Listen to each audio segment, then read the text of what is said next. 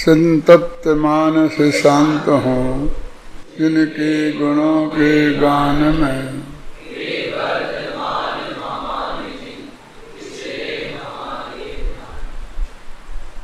Page number 382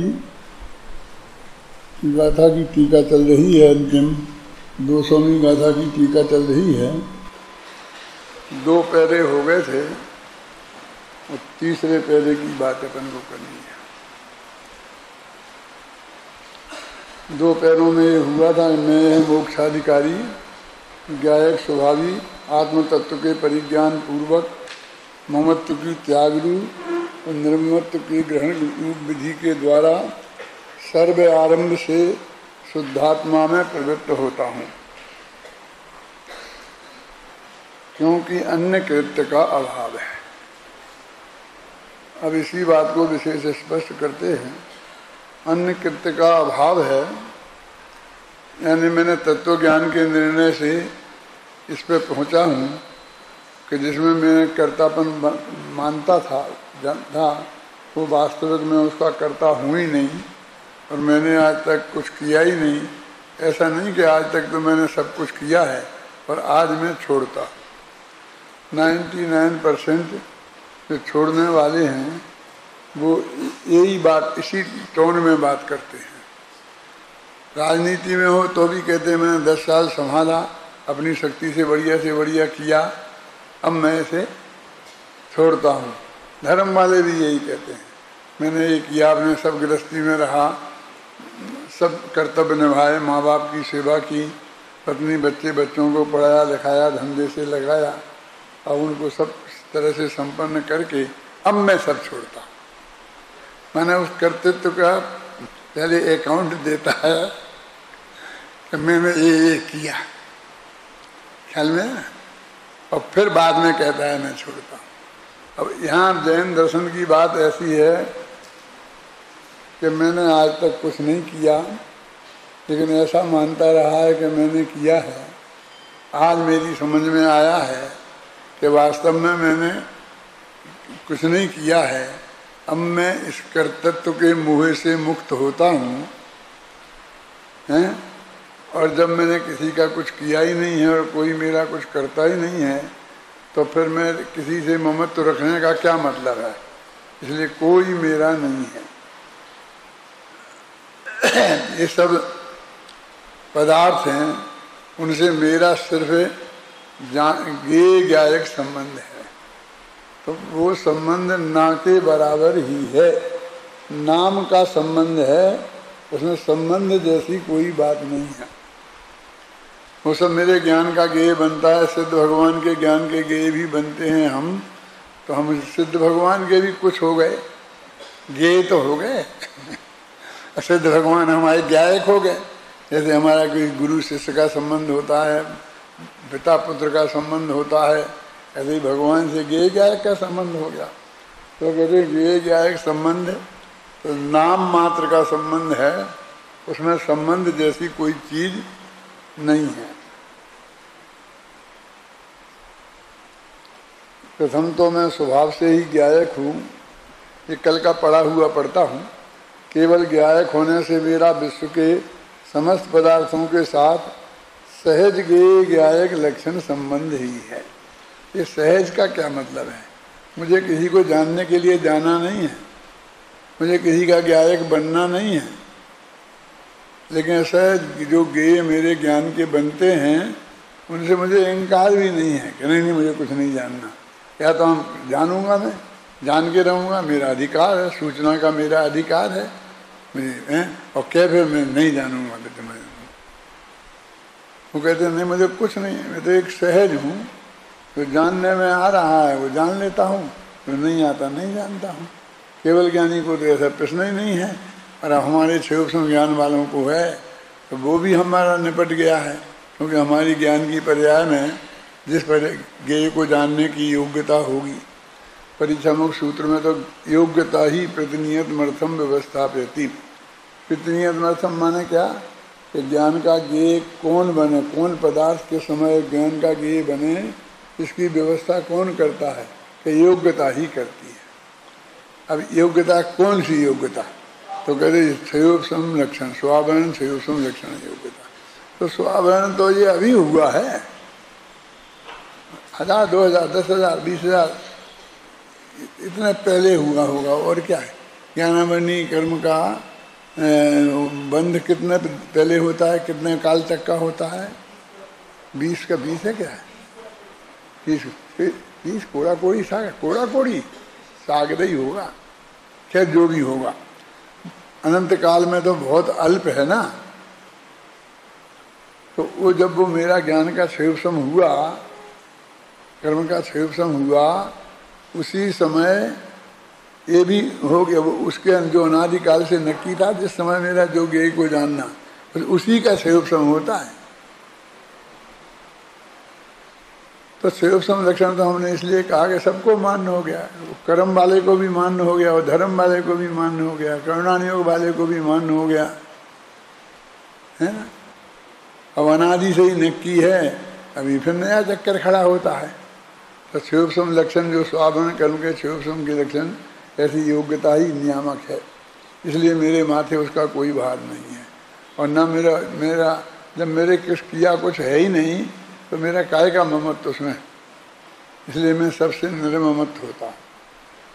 अभी ये वो पंक्ति आ रही हैं जो पंक्तियाँ सर्वाधिक प्रसिद्ध हैं और जिन पर क्रमबद्ध पर्याय में भी भाग्य से आपकी यही पंक्तियाँ चल रही हैं। मैं सुनता हूँ संजीव जी की क्लास, तो उसमें वो बता रहे थे आपको, वही पंक्तियाँ वो यहाँ से ली गई हैं।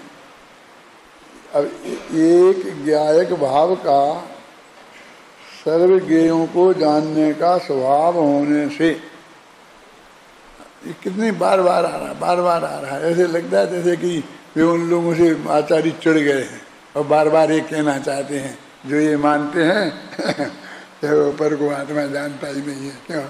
देखा ना, एक ज्ञायक भाव का सर्व ज्ञेयों को जानने का स्वभाव होने से, एक ज्ञायक भाव का सब ज्ञेयों को जानने का स्वभाव है, अकेले स्वयं को जानने का स्वभाव नहीं है।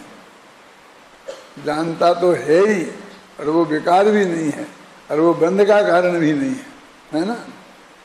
होने से क्रमशः प्रवर्तमान, अब सवाल है कि जो त्रिकाली ध्रुव है, अनादि अनंत है, उनको तो कोई जानने में दिक्कत ही नहीं है। जैसे अपना होता है ना, जो चीज़ यहाँ रखी है शांति से मेरे पास रखी है, तो मुझे पढ़ने में कोई दिक्कत नहीं है। लेकिन जो तुम फटाफट ऐसी निकाल दो और कहो कौन सी किताब है बताओ, ऐसा निकालो तो ऐसे निकाल दो। तुम्हारे टीवी पे आता है ना, मैं तो नहीं पढ़ पाता हूँ, आधा पढ़ता हूँ तब तक वो निकल जाता है। मैं सोचता हूँ या तो मेरी बुद्धि कमज़ोर हो गई है, और या कोई नहीं पढ़ पाता है, तो वो लोग बेवकूफ़ हैं। उन्हें इतना समय तो देना ही चाहिए कि जिसमें प्रत्येक साधारण आदमी भी उसको पढ़ सके, नहीं तो उस कैप्शन का क्या मतलब है? तुम लोगों को कैसा लगता है? पढ़ लेते हो पूरा?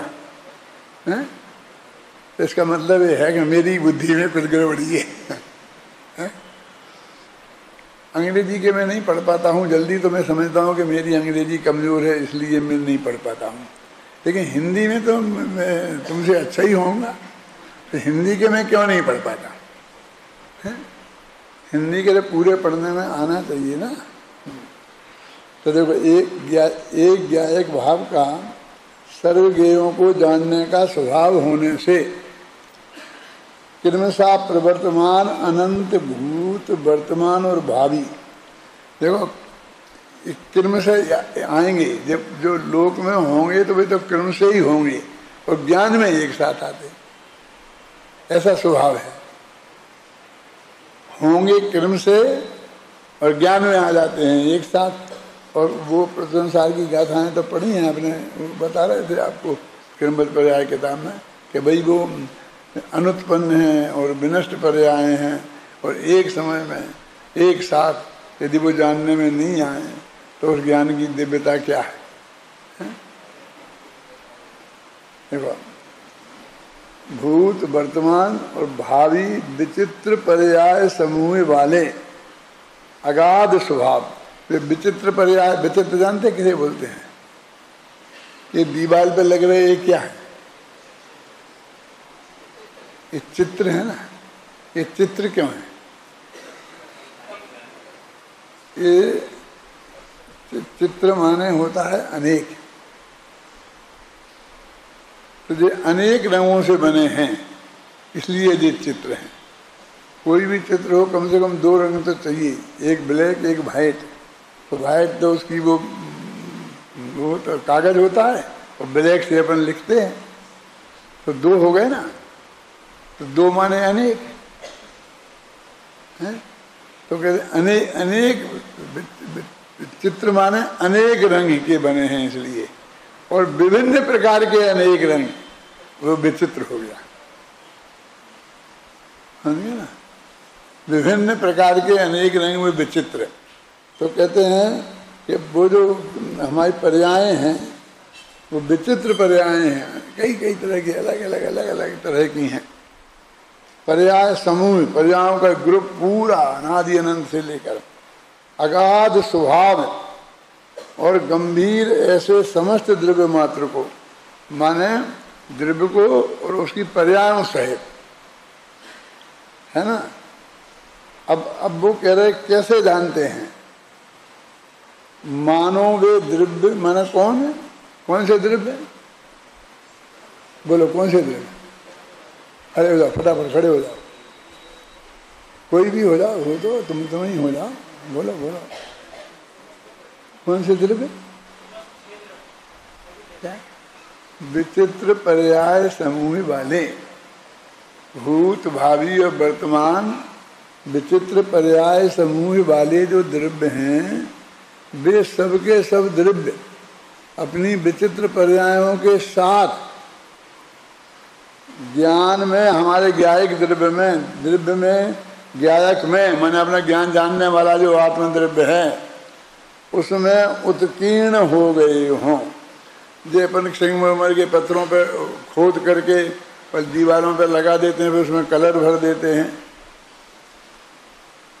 तो ये उसे बोलते उत्कीर्ण होना। उत्कीर्ण को इसलिए बता रहे हैं कि वो मिटेंगे नहीं जल्दी, वो अनंत काल तक उनके ज्ञान में रहने वाले हैं, है ना। उत्कीर्ण हो गए हों, चित्रित हो गए हों। अब जो दीवार पे जो चित्र लगे ऐसे हो गए हों, भीतर घुस गए हों, जैसे मानो लिख दिया ना, मानो घुसे मुझसे नहीं है, नहीं तो मानो नहीं लिखते।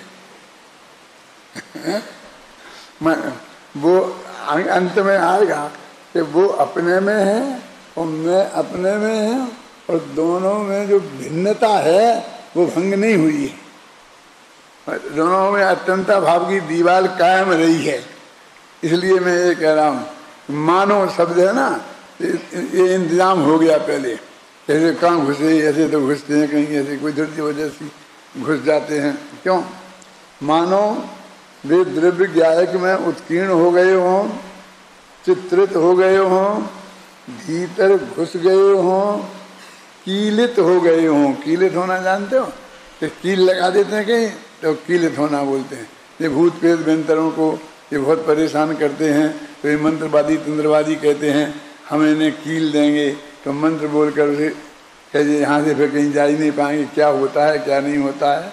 उनको ये साधारण लोग कील सकते कि नहीं कील सकते, वो अलग बात है, लेकिन कीलित का अर्थ तो समझ में आता है ना। मैंने एक जगह से वो हिल नहीं पाए, उसमें डूब गए हों, समा गए हों, प्रतिबिंबित हुए हों। अब असली बात तो ये कि प्रतिबिंबित ही हुए हैं, है ना। इस प्रकार एक क्षण में ही जो शुद्धात्मा प्रत्यक्ष करता है, और केवल ज्ञान की बात है ना, तो शुद्धात्मा एक समय में अनंत भूतकाल की पर्याय, अनंत भविष्य की पर्याय, वर्तमान की पर्याय, और वो इतनी स्पष्ट, इतने अंदर ज्ञान में आ जाती हैं क्या। और ये ज्ञायक संबंधित की अनिवार्यता के कारण, ये ज्ञायक संबंध है और वो अनिवार्य है, उसको हम निवारण नहीं कर सकते कि हमें नहीं जानना है, कि तुम्हारे नहीं जानने से क्या होता है, कि केवल ज्ञान हमें नहीं जानने से क्या होता है ना। ये ज्ञायक संबंध की अनिवार्यता के कारण ये ज्ञायक को भिन्न करना अशक्य होने से, अब उनमें ये ज्ञायक जो संबंध है उस संबंध को हम तोड़ नहीं सकते। ये लोग के संबंध हम जितने बनाते हैं ना, ये तो हम तोड़ देते हैं। वो अपन बचपन से यही आया दोस्ती तोड़ देते थे ना, अब कर लेते थे दोस्ती है? ऐसा अधिकार यहाँ कुछ भी नहीं है किसी को, तो कोई किसी से संबंध तोड़ दे कि बना ले, जानना है ना।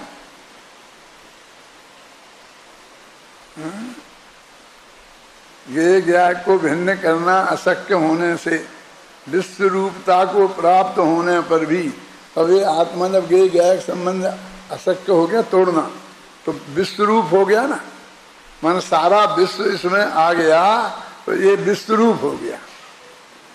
विश्व रूपता को प्राप्त होने पर भी शुद्धात्मा अनंत शक्ति वाले ज्ञायक स्वभाव के द्वारा एक रूपता को नहीं छोड़ता, माने उनसे मिल नहीं जाता। अपना अकेलापन, एक रूपता वो अपने में कायम रहता है, रखता है। वो सारे अनंत पदार्थ उसके ज्ञान में झलकते हैं, उन्हें किसी ताकत से रोका नहीं जा सकता। वे ज्ञान में आएंगे तो हमें डर लगता है तो फिर तो वे हमारे हो जाएंगे, और हम कहते छोड़ दो छोड़ दो छोड़ दो, तो हम कि छोड़ दो, तो तुम जानना तो नहीं छोड़ सकते, तो जानना नहीं छोड़ सकते तो फिर हमारे हो ही गए ना। कहते कि नहीं, तब भी उनकी भिन्नता अपने में कायम रहेगी, और वो अपने में रहेंगे, तुम अपने में रहोगे। वे अपने से बाहर नहीं निकलेंगे, तुम अपने से बाहर नहीं निकलोगे, और क्षेत्र की समीपता की भी जरूरत नहीं है। कदाचित वे अलोकाकाश में रहें, वे रहें माने अलोकाकाश तो रहेगा ना, अलोकाकाश में माने वो गे, अलोकाकाश भी गे है ना उनका, तो वो गे तो अलोकाकाश में है, और ये लोकाकाश के बाहर जाते नहीं है। और किसी द्रव्य क्षेत्र कालभाव में जहाँ होंगे वहीं होंगे ना एक जगह, तो भी वो जानने में आ जाएंगे, और ये जान लेगा। और वो जानने में बहुत दूर है तो थोड़ा अस्पष्ट होगा, ऐसा नहीं, उसमें रंज मात्र भी अस्पष्टता नहीं होगी, इसको प्रत्यक्ष बोलते हैं। वो जो हम कहते हैं कि आत्मा तुम्हें अनुभव में प्रत्यक्ष नहीं होगा, तो रमन जी कहते वो तो परोक्ष ही है, उसे तो प्रत्यक्ष कह देते हैं, वास्तव में तो आनंद प्रत्यक्ष होता है। ऐसा आत्मा तुम समझोगे अंदर ऐसे करके हम देख लेंगे, दिखेगा नहीं, वो तो तुमको केवल ज्ञान होने के बाद ही दिखेगा। और केवल ज्ञान कब होगा? जब पहले आत्मा दिख जाएगा। फिर दो ये समस्या हल कैसे हो कि तुम्हें आगम से, गुरुमुख से और युक्ति से, इनको भी देखना जानना बोलते हैं। आगम से जानना भी जानने का भेद है, नहीं जानने का भेद नहीं है। गुरु के मुख से जानना भी जानने का भेद है, नहीं जानने का भेद नहीं है। सब हम स्वयं ही से जान करके सीखेंगे, तो फिर आदमी और पशु में क्या फर्क रहेगा? पशुओं को अपने माँ बाप से कुछ नहीं मिलता है, ये समझ लो कि शरीर मिला और महीना 2 महीना जो दूध पीने को मौका मिलता है वो भी हम लोग छीन लेते हैं। ख्याल में आई ना? यानी उन्हें एक तरीके से कुछ नहीं मिलता है। उन्हें जो भी करना है वो स्वयं के अनुभव से ही करना है। वो पानी में तैरना सीखना है तो खुद ही सीखना है, कोई सिखाएगा नहीं। जैसे आपको सिखाता है और वो कोई बांध देता है, ये बांध दिया वो बांध दिया, जिससे आप डूबोगे नहीं। क्या ऐसा कोई नहीं है। कोई भी सारे जीवन में जो भी अपने अपनी लाइफ बितानी है वो सब अपने भरोसे ही, अपने ज्ञान के भरोसे बितानी है, और बहुत मंद ज्ञान है। ऐसा नहीं कि भाई बहुत ज्ञान है तो सब कर लेंगे। अत्यंत मंद ज्ञान है और उसमें ही सारा जीवन उन्हें अपना जीवन बिताना है। और मनुष्य को क्या है कि हमें माँ सिखाती है, पिता सिखाते हैं, फिर गुरु सिखाते हैं, फिर समाज सिखाता है, फिर देश सिखाता है, फिर जो घटनाएं घटती हैं उन्हें हम अनुभव से सीखते हैं। इतनी चीज़ें हमें पशुओं से ज़्यादा उपलब्ध हैं। और यदि हम इनसे इनकार कर दें माने कि हमारे पास जो साहित्य है और साहित्य से हमने सीखा ना, विज्ञान का साहित्य है, और 250 साल में जो भी विज्ञान ने तरक्की करी है वो अपनी पुस्तकों में, पाठ्य पुस्तकों में आ गया है। तो आप 10वीं क्लास तक आते हो तो बहुत कुछ जान लेते हो उसमें से। गाय भैंस को ये सुविधा नहीं है। ख्याल में आए ना। अब आप नहीं माना उन्हें, किताबों को, हम इनको प्रमाण नहीं मानते। जैसे जैन शास्त्रों से जो हमें उपलब्ध है चारों अनुभवों के माध्यम से, हमारे पास, तुम्हारे पास, सबके पास जो भी ज्ञान है, जिस ज्ञान के बल पर हम करते हैं और सब बताते हैं, वो सब शास्त्रों से ही सीखा है 99%। हमारे गुरु जी ने बताया था, गुरु जी ने शास्त्र में देख के बताया था। गुरु जी ने कोई साक्षात केवल ज्ञान में नहीं देख लिया था। तो हमने डायरेक्ट शास्त्र में पढ़ा या गुरु जी के माध्यम से पढ़ा, क्या फर्क पड़ता है? वो तो हमारी बुद्धि की कमजोरी को, कि कोई बात का अर्थ हमने नहीं समझ पाया तो गुरु जी ने हमें समझा दिया। ख्याल में आया ना। लेकिन ऐसा नहीं है कि कोई गुरु नहीं रहे उसका जानने वाला तो हम उसे समझ ही नहीं पाएंगे। फिर कोई नहीं समझ पाएगा तो ज्ञान लुप्त ही हो जाएगा ना। माने स्वयं भी सीखते हैं, गुरु से भी सीखते हैं और पढ़ करके भी सीखते हैं। गुरु और शास्त्र ये एक दूसरे के प्रतिद्वंदी नहीं है, पूरक हैं। फिर क्या करें? गुरु से सीखना पड़ेगा कि शास्त्र पढ़ के काम चल जाएगा। तू काम चलाना चाहता है कि काम करना चाहता है? तो दोनों ही पूरक है। मैं इसके लिए एक उदाहरण देता हूँ। एक प्रोफेसर था और वो पढ़ाता था, तो उसकी हर साल की बिल्कुल डेट फिक्स थी कि 5 जनवरी को ये पढ़ाएगा, 6 जनवरी को ये पढ़ाएगा, 7 को ये पढ़ाएगा। मतलब जो स्कूल में, कॉलेज में पढ़ाते थे, जो लास्ट ईयर पढ़ाई थी उसी तारीख में फिर वो इस साल वही विषय पढ़ाएगा। वो संडे मंडे की छुट्टी बीच में आ जाती होगी, वो एडजस्टमेंट समझ लेना। माने वो बिल्कुल व्यवस्थित ढंग से पढ़ना पढ़ाने वाला आदमी था, और बिल्कुल हूबहू जैसा लास्ट ईयर पढ़ाया था वैसे ही इस साल पढ़ाएगा। माने वो बहुत प्रतिभाशाली था और अपने नियम का पाबंद था, अपनी ड्यूटी का पक्का था। तो उसको ऐसा कहा जाता था कि कोई लड़के ने उससे प्रश्न किया कि साहब ये बात मेरी समझ में नहीं आई, आप बता दो। तो उसे याद रहता था कि ये बात मैंने किस दिन पढ़ाई थी। तो वो कहता था तुम 25 तारीख को क्लास में आए थे? कि साहब मैं आ नहीं पाया था। तो फिर अगली 25 तारीख को आना, उस दिन मैं ये पढ़ाऊंगा, उस दिन पढ़ूंगा। समझे ना? यदि तुम आए हो और फिर तुम्हारा प्रश्न हो तो मैं अभी समझाने को तैयार हूं। क्या? यदि तुम नहीं आए हो तो मैं तुम्हारे लिए, तुम्हारी गलती के लिए मैं दोबारा पूरी वो बात नहीं पढ़ाऊंगा, नहीं बताऊंगा। और मुझे पढ़ाने में 1 घंटा लगता है, अब मैं तुम्हें 1 घंटा तो पढ़ाऊंगा नहीं, 2 मिनट में उसका अर्थ मैं नहीं समझा सकता। बहुत लोग मेरे से कहते हैं कि आपने बहुत, हमने सुना गया इस प्रवचन में बहुत बढ़िया बात कही थी, तो मुझे 2 मिनट में बता दीजिए ना क्या क्या कहा था आपने। मैं वो तो 1 घंटे में बताने की चीज़ है। अब वो बताई थी, तुमको वहीं आके सुननी थी। ऐसा नहीं कि वहीं आके सुनना कि मैं कब बताऊंगा। प्रोफेसर की तो तारीख नक्की थी, मेरी कोई नक्की ही नहीं है कि कभी बताऊंगा क्या नहीं बताऊंगा। वो गया तुम अनंत काल को, मेरा ही नहीं, सबका ही है। जो आज आया अब वो फिर कभी जीवन में आएगा कि नहीं आएगा, आप समझ लो कितना बड़ा नुकसान होता है। क्या क्या कहना चाहता हूँ मैं उस प्रोफेसर की बात से? तो उसने एक कुंजी लिखी है, की लिखी है, और बिल्कुल जैसा वो पढ़ाता है उसने वैसे ही उसे लिख दी है, बिल्कुल। और 5 रुपए में बाजार में मिलती है। प्रोफेसर 2 लाख रुपए महीना लेता है। अब एक भाषण का कितना पड़ता होगा तुम हिसाब लगा लेना। और वह किताब 5 रुपए में मिलती है। वो ही सब बातें लिखी हैं जो वो क्लास में पढ़ाएगा। क्या करना बोलो? कॉलेज में पढ़ने जाना कि नहीं जाना?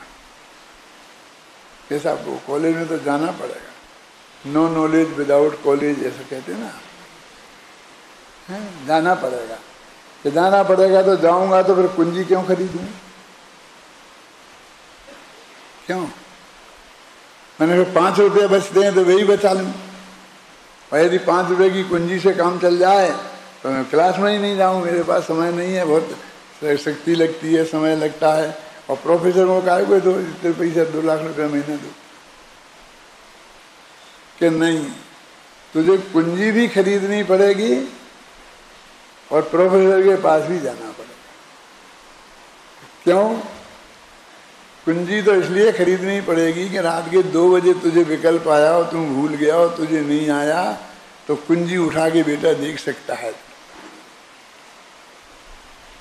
2 बजे प्रोफेसर तेरे को नहीं बताएगा, तुझे फोन करेगा तो उपदेश मिलेगा, तेरे प्रश्न का उत्तर नहीं मिलेगा।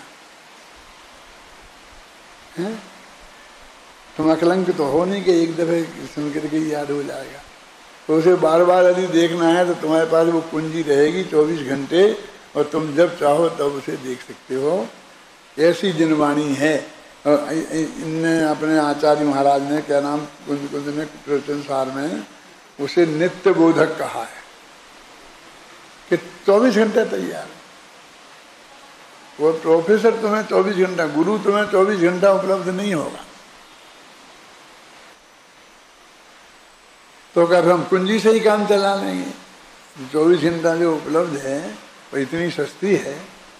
तो कहते कि नहीं, क्योंकि प्रोफेसर वो सब कुछ जो वो जानता है और बोल के बताता है वो लिख नहीं सकता, क्योंकि हम अकेली जबान से जो बोल रहे हैं उसे तो तुम लिख लें, मान लो, वो भी पूरा लिखने में नहीं आता है, लिख लें, लेकिन अकेली हम जबान से ही थोड़ी बोलते हैं, इशारों से बोलते हैं, आँख से बोलते हैं, चेहरे से बोलते हैं, हाथों से बोलते हैं, ऐसा हाव भाव बताते हैं ना।